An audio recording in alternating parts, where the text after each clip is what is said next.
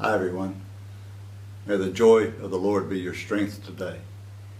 Christians should be the most joyful people in the world, and I hope that that's your experience today as well. We're reading from the Gospel of Luke, chapter 6, verses 6 to 12, about an encounter that a man with a disability, physical disability, a crippled hand, had with Jesus in a synagogue. But it's more than just about the healing of a man. It has to do also with the Sabbath and observing the Sabbath, and some lessons Jesus taught in that respect as well. So let's read Luke chapter 6, beginning in verse 6. On another Sabbath day, Jesus went into the synagogue and was teaching, and a man with a crippled right hand was there. The teachers of the law and the Pharisees were watching closely to see if Jesus would heal on the Sabbath, so they could accuse him. But he knew what they were thinking, and he said to the man with the crippled hand, "Stand up here in the middle of everyone." The man got up and stood there. Then Jesus said to them, "I ask you, which is lawful on the Sabbath day, to do good or to do evil, to save a life or to destroy it?" Jesus looked around at all of them and said to the man, "Stretch out your hand." The man stretched out his hand, and it was healed. But the Pharisees and the teachers of the law were very angry and discussed with each other what they could do to Jesus. You probably heard the phrase, "You can't see the forest for the trees." It means that you focus on parts of something. It keeps you from comprehending the whole. You can't see the entirety because you're preoccupied with the details. You're overlooking the bigger picture or the end goal. And the phrase indicates that the trees are obscuring the fact that they collectively form a forest. At times we can suffer from that, this type of tunnel vision, and only be able to see a small part of what's going on around us. And that was really what was happening here with the Pharisees and the teachers of the law in this encounter that Jesus had that we just read. The Pharisees were so focused on keeping their traditions of the Sabbath day that they couldn't see really what was going on around them. They couldn't really see the real reason that God gave them the Sabbath day rest. They believed that one of the reasons that the Jewish people were under the rule of the Romans was because they weren't keeping the Sabbath like they should. They weren't observing all of the Sabbath rules and regulations. They believed that one of the best ways that they could convince God to free them was to make sure that they were doing everything they could to keep the Sabbath day holy, to keep it perfectly. In fact, some of the rabbis also taught that the Messiah would only come when the Jewish people kept the Sabbath perfectly. So this caused them to create all kinds of extra Sabbath day rules and regulations. Ones that weren't in the law of Moses. They added on more rules and regulations. And so it made it impossible, practically impossible, for anyone to keep the Sabbath perfectly.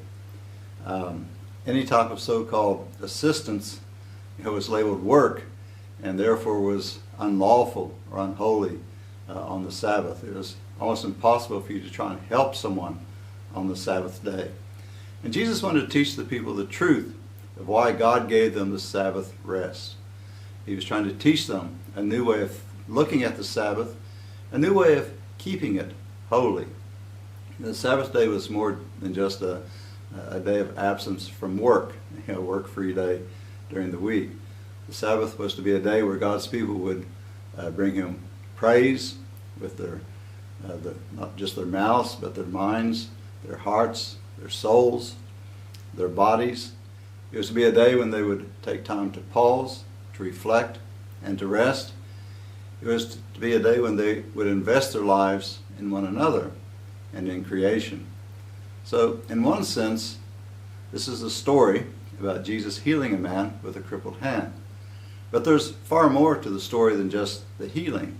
There's a deeper lesson and a meaning to learn. And so there's a macro story, which is about the Sabbath day. There's the micro story about Jesus healing the man with a crippled hand. But both parts of this story are important and relevant to us today. But first, let's look at the man with the crippled hand. Okay, this was a man who, he used to have probably a job that he worked at very diligently, had a family, friends, but he was dealing with a serious health issue, a physical disability. An early tradition in the church said that he was a stonemason, that he made his living by cutting stones, laying the stones in construction, perhaps laying bricks. So he was basically working in the construction business. We know from the Gospels that not long after Jesus started his ministry, he moved to the town of Capernaum. And this is where this story takes place. This was the synagogue in the town of Capernaum. Capernaum was the town that Matthew and James and John and Peter and Andrew, they were all from Capernaum. That's where they lived when Jesus called them to be his disciples. Now, it's interesting that the word carpenter that is used to describe Jesus' earthly father Joseph, and then Jesus' occupation as well, it referred not to just those who worked with wood, but also included those who worked with stone and bricks. It included stonemasons, those in the building trade who cut stones and who laid them and laid bricks. So carpenter referred not just to those who worked with wood, but also those who worked with stone and bricks. And Jesus also may have worked with stone and bricks himself.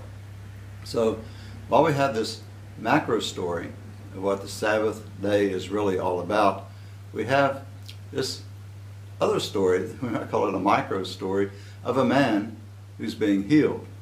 And of course both stories are intertwined, are part of the one story. But this was a man whose ability to provide for his family was restored. This is a man who is made whole again. So we have a story of newness and celebration. Something had caused this man to have his right hand where it was crippled.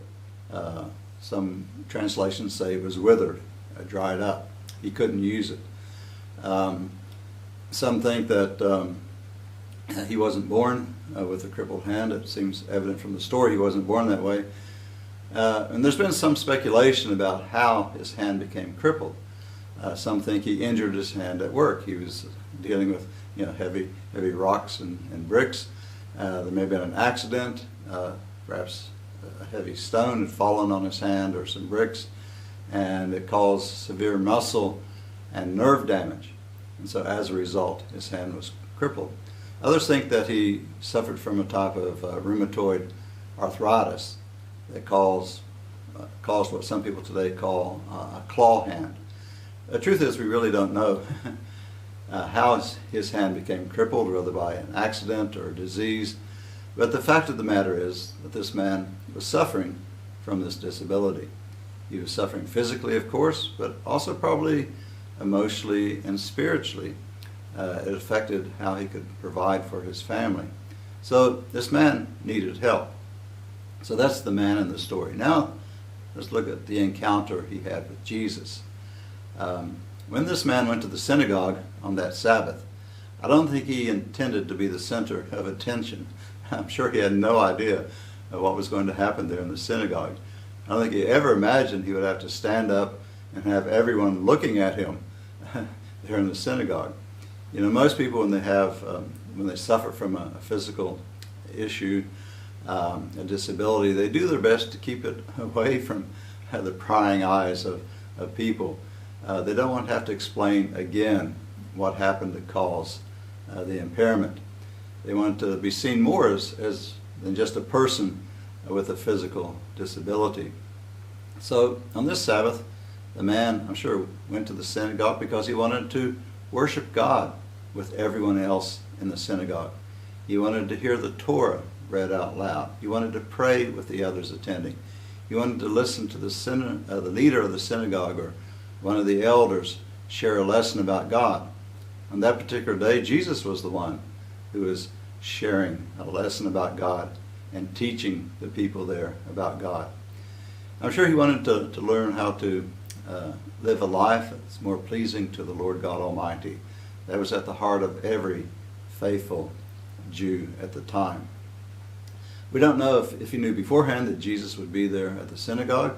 He might have heard that Jesus was going to be there, might have heard that Jesus had worked as a carpenter, perhaps as a stonemason, and so he may have been very interested to hear what Jesus was going to say that day at the synagogue.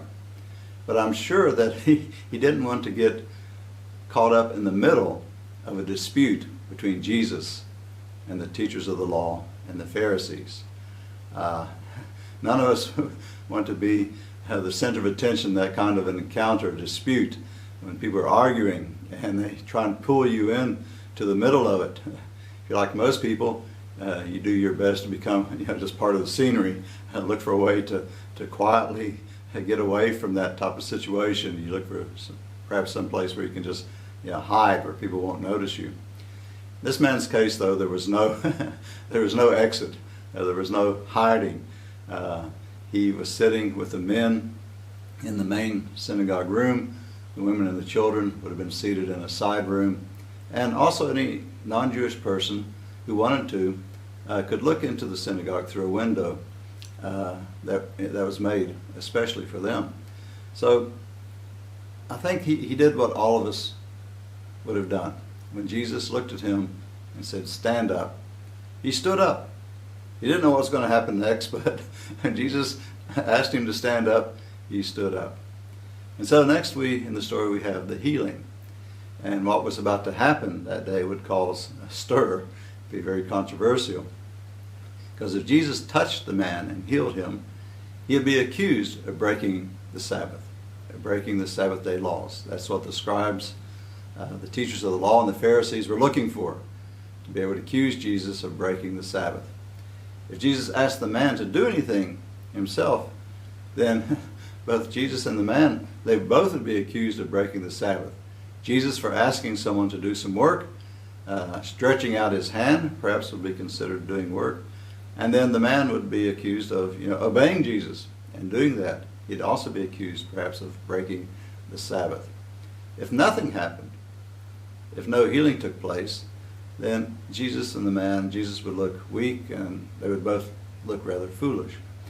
So we have to understand that the Pharisees, teachers of the law, they weren't opposed to someone being healed.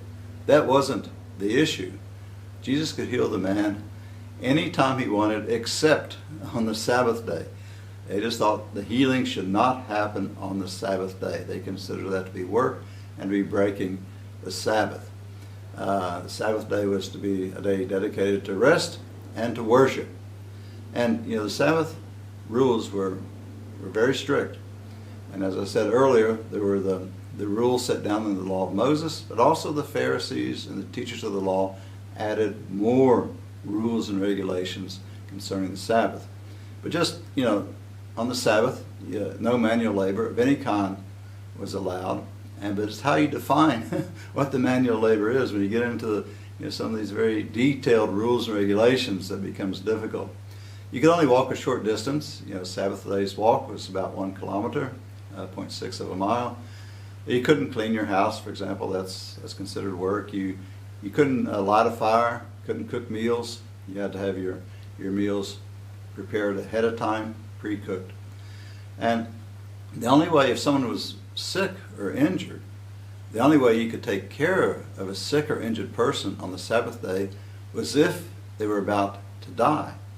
If it looked like they could make it to the next day, then you just had to leave them alone, let them suffer, not tend to them. It sounds rather petty and foolish to us today, but when you combine the rules in the law of Moses with the additional rules that the Pharisees added on, it became very, very burdensome.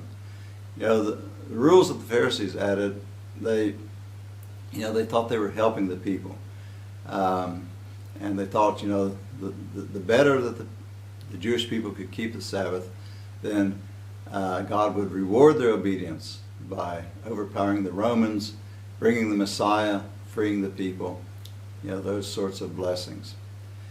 We can be critical of the Pharisees and the teachers of the law for putting these extra burdens on the people, making life actually more difficult for them.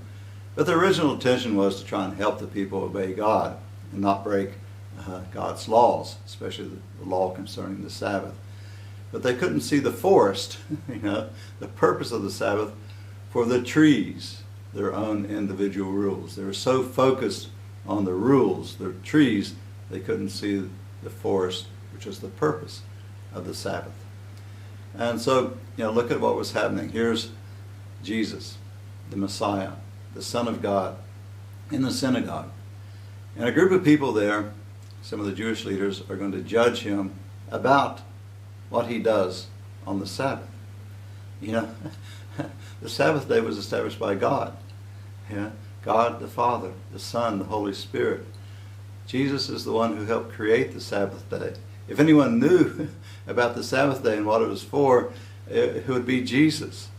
And so Jesus asked the Jewish elders, the teachers of the law, the Pharisees, and the people there, he asked them some questions. He asked two questions. Basically, can you do good on the Sabbath? Can you save a life on the Sabbath? Okay, Jesus wants them and us as well to understand why Israel was given the Sabbath day in the first place. After all, God could have just said, well, you can work 7 days a week, continue work and do your work and commerce every day of the week. God didn't. The Sabbath was specially created as a day of rest, a day to honor God, a day to do good, and a day actually to help others, to save lives. It's so that people wouldn't work themselves to death. So they wouldn't work other people to death. So they wouldn't work their animals or their equipment to death. So that they don't live with the mindset that everything begins and ends with us. Okay, not so that we won't be just focused on ourselves and what we're doing.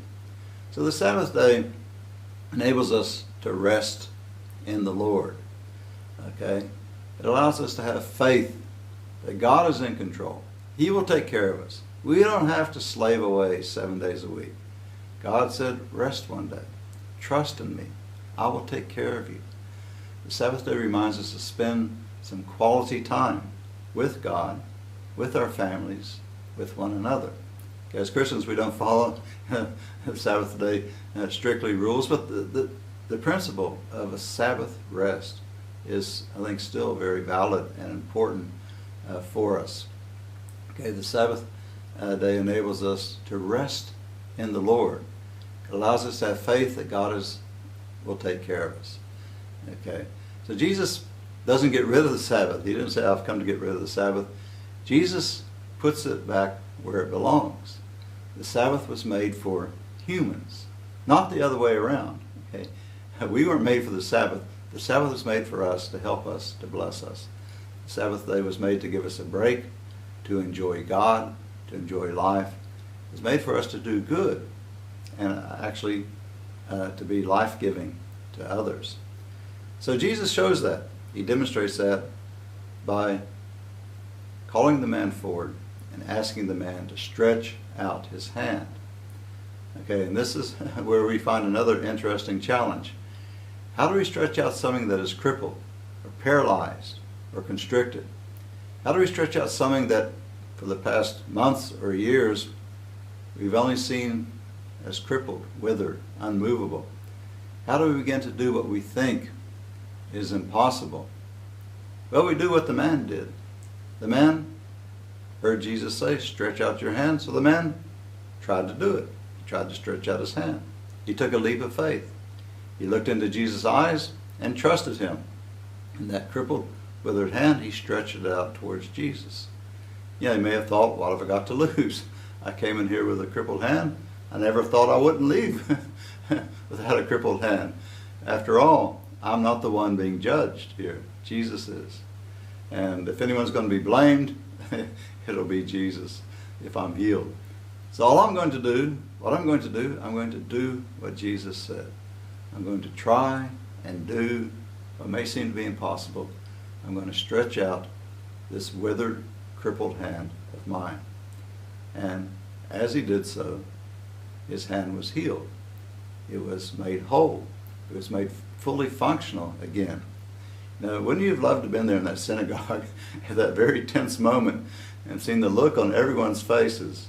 The man's face, the Pharisees' faces, the faces of all those around him, and Jesus' face as the man tried to do the impossible, stretch out that crippled hand, and it was healed, made whole, fully functional again. That would have been a great moment to witness. Okay, the man is now able, he can go back to work now. He's able now to provide again for his family. He's able to resume a healthy, productive life like he had before his hand was crippled. So when Jesus asks us to do the impossible, we can expect the impossible to become reality. Okay, this man had a whole new lease on life because he trusted Jesus and he tried to do what many may have thought was impossible and stretch out that crippled hand. Okay, his life would never be the same now because of Jesus, because of his own trust in Jesus, his own faith in Jesus, and his obedience to Jesus. Okay, he would forever be a testimony of faith in Jesus and being restored to wholeness by Jesus. So overall, as I said, the macro story is about the Sabbath. We know that. But then there's this other story, this micro story about this man being healed. It's about a life being changed, a life that is dealing with brokenness that came because of a disease or accident or some other means. It's about a life that took a chance of standing up and obeying Jesus. It's a life that was willing to take a leap of faith and do what Jesus asked him to do. Now, this man wasn't the first person to come into a synagogue or a church suffering from some aspect of their lives being crippled, drying up. This man wasn't the first person to have to deal with a part of their life that was no longer functioning, no longer healthy, no longer whole. That's still going on. It happened before this man, it happened after this man, is still going on now. There are many people today suffering from a case of being crippled, something in their life being dried up, withered. Okay, there's a drying up of hope in some people's lives, believing there's nothing good to look forward to in their lives. There are those who suffer from a drying up of joy in their lives. So I said earlier, may the joy of the Lord be yours today, be your strength today. There's a drying up sometimes of the ability to forgive yourself and also perhaps to forgive other people. There's a drying up of love and kindness towards others. There's a drying up of peace in your heart. There's a drying up perhaps of your self-control. The drying up of faith in God and how you walk with the Lord. Okay, there are other areas of our lives that we can think of that suffer from this crippling, this drying up, being withered. That may come to your mind. But whatever it is in your life that is withered, that is crippled, I urge you to stretch out your hands to the Lord in faith. Remember that He is the one who created you. He is the one who saved you. He is the one who will never forsake you. Stretch out your hands to Him in faith and obedience. I'm sure that if we allow Jesus to stretch us, we will find that He can heal and restore us, to make us what was crippled and broken in our lives become whole and beautiful and vibrant again. And we can serve the Lord again with joy in our hearts. Amen.